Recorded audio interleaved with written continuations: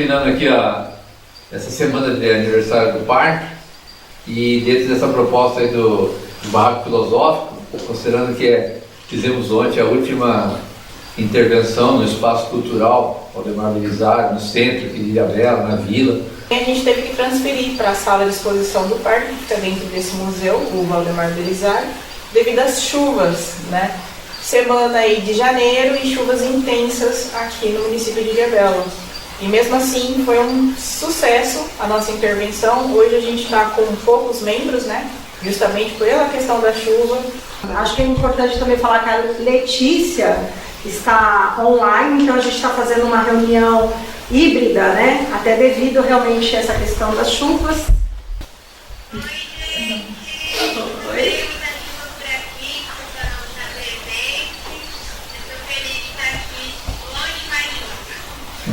Você está ouvindo bem a gente?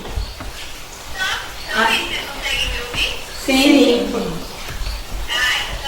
Então vamos lá.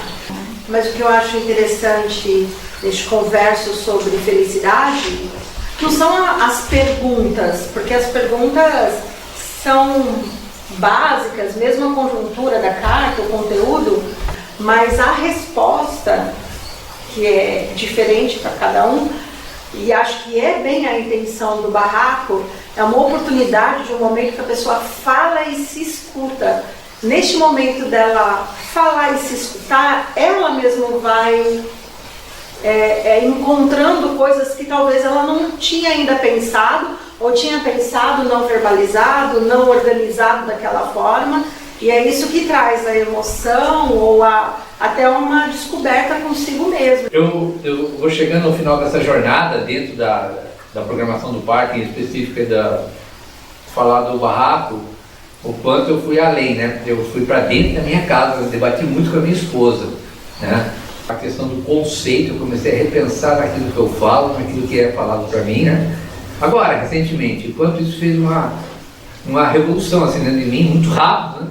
O conceito, o que eu estou falando, né? E pegar do outro numa conversa, num café em casa com a esposa ou com a colega, ou ouvindo alguma coisa, eu já fico, né?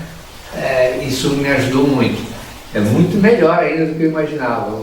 Como conversar sobre conversa, né? Então foi um momento aí que passou assim, como psicólogo, como pai, como mãe, um momento assim que ela se permitiu, era necessário ela falar.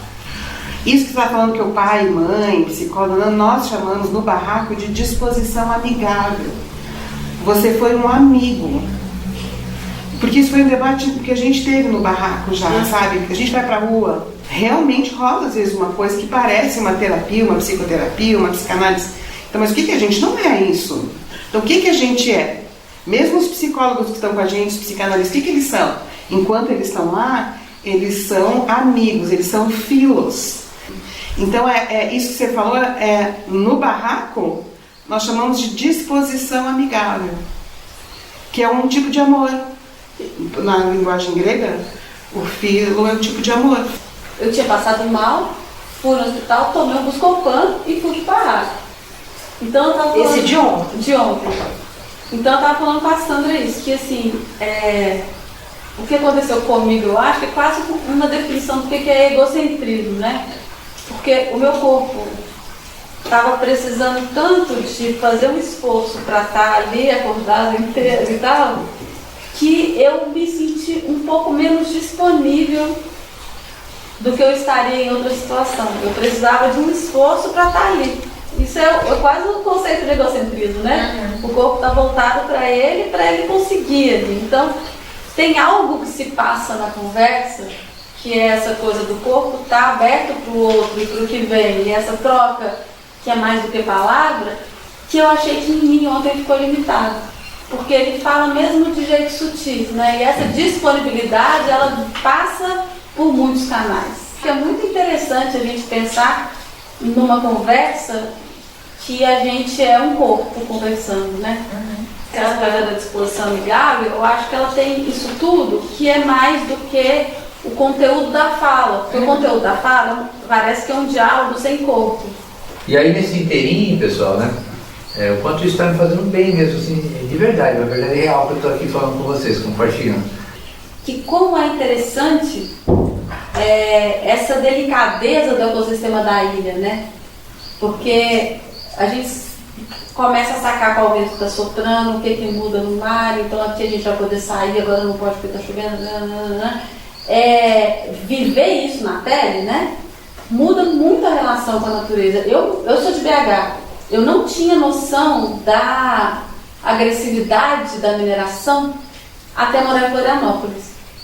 Aí, quando eu vivi isso, né, de uma experiência de viver numa ilha e de ter consciência dessas sutilezas, dessa questão do ecossistema, do equilíbrio, quando eu voltei para BH, eu assustei com uma coisa que estava ali na minha paisagem a vida inteira, que era a mineração. Eu nunca tinha visto. Eu nunca tinha me sentido agredida pela mineração. Ontem no barraco também teve uma pessoa de Minas. E quando foi no tema da cidade, que a cidade como imã e também a cidade como texto, né, na carta da cidade como texto, pedi para ele me descrever a cidade dele como um texto. E ele falou assim, sobre a mineração, que é uma cidade com mineração.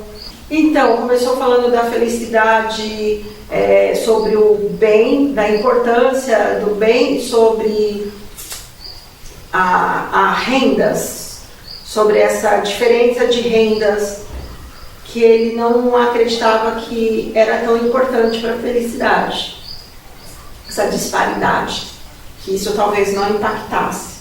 Aí depois, conforme foi tirando as cartas, os pensadores, e ele foi refletindo sobre isso, na pergunta final, ele parou, suspirou e falou, não, tem que realmente diminuir essa distância da renda, tem que distribuir melhor, porque a felicidade do outro importa na minha. No começo eu falei, nem vai entrar ninguém, falei, quem que vai parar e entrar numa sala com um monte de doidos sentados, espalhados pela sala, e aí eu me surpreendi com a quantidade de pessoas, né? Eu conversei com 2 pessoas. A primeira já chegou uma pessoa muito questionadora de tipo assim, eu quero que você me prove os negócios, sabe? Mas aí eu achei que era uma pessoa que tava um pouco numa fala, um pouco atacando, sabe? Tudo, e com umas teorias da conspiração, que eu acolhi, conversei, expliquei, falei, olha, isso tá no meu limite. Okay. E as conspirações dele eram quais, você lembra? Não, tipo, ele chegou assim, foi tudo bem na área, assim, né? Tipo, mas você acha que o turismo não impacta mesmo as baleias? E eu falei, não, né? A gente tem toda a pesquisa, foi feita de forma correta. Depois, assim, aquela baleia lá que morreu, não é estranho que ninguém divulgou? Mas eu acho muito curioso que eu não vejo mais tal coisa, sabe? Sempre, tipo, como se tudo tivesse sendo escondido. A gente acabou de falar da disposição amigável. Sim. Eu acho que essa situação em que ele chegou já questionando, fazendo teoria conspiratória e te colocando num lugar, na fantasia conspiratória, te conheço, sabe? Isso quebra a disposição amigável. E na hora que a disposição amigável é interrompida, não tem barraco filosófico. E eu acho que assim... Não tem como continuar. É outra coisa daí a conversa. Mas eu concordo com o que você falou. Então, e a segunda conversa com uma pessoa da minha área. Então, assim, eu saí do total desconforto de uma conversa extremamente confortável, de uma pessoa que eu já... Sabe quando você olha pra uma pessoa e, tipo, o santo já bateu. E aí que eu vi que ela tem muitas coisas parecidas comigo, sabe? Então, pra mim foi muito legal. E aí, mesmo, né, nos 2 assuntos eu não consegui abordar a parceria animal, que era realmente, né, o meu tema. Mas eu achei que nesse papo com ela a gente conseguiu rodar por muitas coisas super interessantes que influenciam muito no tema da conservação. Além de experiências pessoais, que foi incrível a gente trocar experiências, eu senti que assim, que a gente realmente conseguiu falar sobre o tema proposto mais nas entrelinhas, sabe? Isso é uma vida, né? Um exercício que nós iremos esbarrar na vida, desde que a gente nasce, né? Como lidar? Então é uma questão de um ponto de vista, né? Às vezes até, com o passar do tempo, até agradecer por ter essa oportunidade, depois fazer eu repensar, né? E como eu me colocar. E quero aproveitar esse último dia, praticamente, né? E parabenizar de ter vocês com essa maturidade, né? Não desmerecendo nem a mim mesmo, né? Nós, mas ter vocês com essa maturidade, eu tenho prestado muita atenção, né? O repertório, o discurso, então vocês já viveram muito, já falaram muito, já ouviram muito, já foram para lá, veio para cá, vai para lá, né? E é uma grande oportunidade para a gente, né? Tê-los assim para ter isso. E como que a gente é como exemplo para o outro até, né? Às vezes o outro quer ser tanto igual, esquece de si que há outras maneiras, né? Mas de repente vale a pena, quem é corajoso, tem que ter ousadia, né? Para abrir mão de algumas coisas de uma pessoa, né? De uma vida, de um momento. E quando você é bom e é perigoso ao mesmo tempo, nessas conversas. Porque se você se perder por algum momento, você vai se perder, vai levar mais gente ali para um buraco, né? Mas se você ficar firme ali, você vai fazer um resgate, né? Você foi o resgate. E tem muitas pessoas que não aproveitam, né? É isso que eu quero dizer, numa conversa. Mas isso que você colocou era uma coisa interessante, eu não sei quanto a gente consegue desenvolver hoje, para ir maturando a experiência do barraco, né? Você falou assim, às vezes você tem que segurar uma coisa ali para não desandar e ir para um buraco. O que é que sinaliza isso, né? O que é que sinalizaria para os barrackers? Olha, está desandando e indo para um buraco. O que na conversa poderia ser uma sinalização de opa, agora silencia, espera, porque se pode estar caindo num buraco, pode estar desandando, pode estar indo por um descaminho. O que sinalizaria isso? Né? O que sinaliza isso? A minha opinião, eu acho que é muito. Cai muito que a gente estava conversando na hora que eu cheguei, da experiência. Eu acho que acho que é muito relativo para cada pessoa, tanto para cada pessoa enxergar quanto de cada pessoa que está na sua frente conversando. Então eu acho que é muito de vivência. Então, por exemplo, é interessante você querer dar uma opinião agora, porque o cara, ele tentou te levar para um descaminho. Ele tentou te jogar num buraco. Então, mas... E você sacou. Eu saquei a hora que ele estava levantando e indo embora. Então foi uma coisa que tipo... O que aconteceu no teu corpo, na tua mente? O que aconteceu em você que foi um sinal? Eu acho que saber. Entendi. É que eu tava falando assim, o quanto que a gente consegue premeditar isso pra saber o limite, entendeu? Tipo, quanto que eu iria perceber? Como que eu iria perceber antes pra não chegar no desconforto? Eu não tô pensando em antes, eu tô pensando assim. Como que você percebe que o próximo passo não é pra lá? Segura.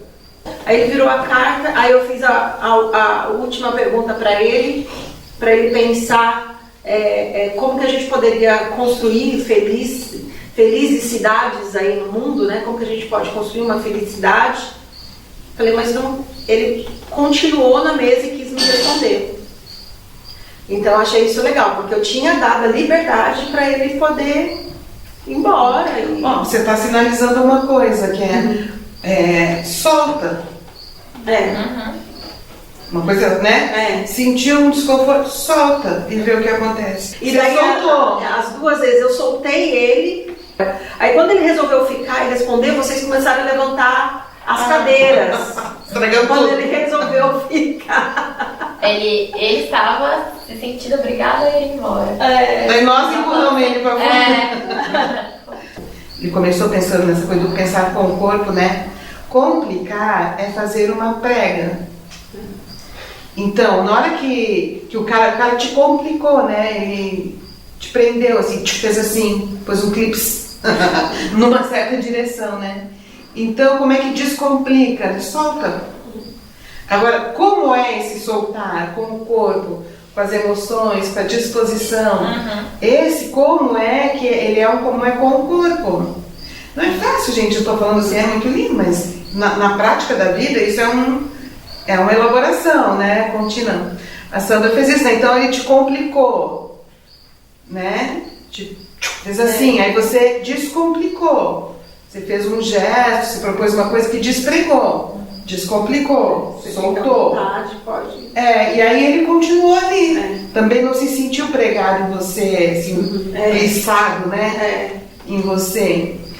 Mas talvez passe por algum tipo de sensação, essa coisa de tô indo pro abismo, tô indo pro buraco, tá me levando pro descaminho, De todos que sentaram comigo, foi o único que falou em amor de relacionamento, né? E eu pude ter a oportunidade também de ver a expectativa do homem em relação à mulher, nessa questão do quanto que também ele expôs ali uma vulnerabilidade masculina. Mas eu achei de muita confiança ele ter dividido isso assim. Foi muito legal. Mas é a importância da disposição amigável. No livro sobre o jeitinho, a filosofia do jeito, tem um trecho lá que discute um pouco isso, que assim, por que você dá um jeito para quem não te conhece? Porque nesse momento você está compartilhando a humanidade, a fragilidade. Você não está fazendo rabo preso, você não está fazendo troca de favor, você está apenas compartilhando a humanidade. E são pessoas estranhas, você fica muito mais à vontade para compartilhar a fragilidade humana. Que acontece no caso de dar um jeitinho também. Tá bom, vou tentar resolver aqui essa situação para você. Eu tenho um amigo que ele pega no meu pé, sabe? Sai um pouquinho nas unhas, que ele fala que você chama qualquer um de amigo. Você chama as pessoas de amigo, sem nem conhecer direito, que não sei o quê. Eu, às vezes falo, porque um amigo não, conhecido, que não sei o quê. Aí eu fiquei pensando nisso, eu falei assim, não, é uma questão de potencial. Eu sinto um carinho pela pessoa, mas é um potencial amigo, eu já falo que é amigo do homem. Profetizo. É um devir amigável. E no primeiro barraco, quando eu fiz a primeira pergunta para uma pessoa, falou o que é felicidade, a pessoa de pronto me respondeu com uma palavra: o tempo.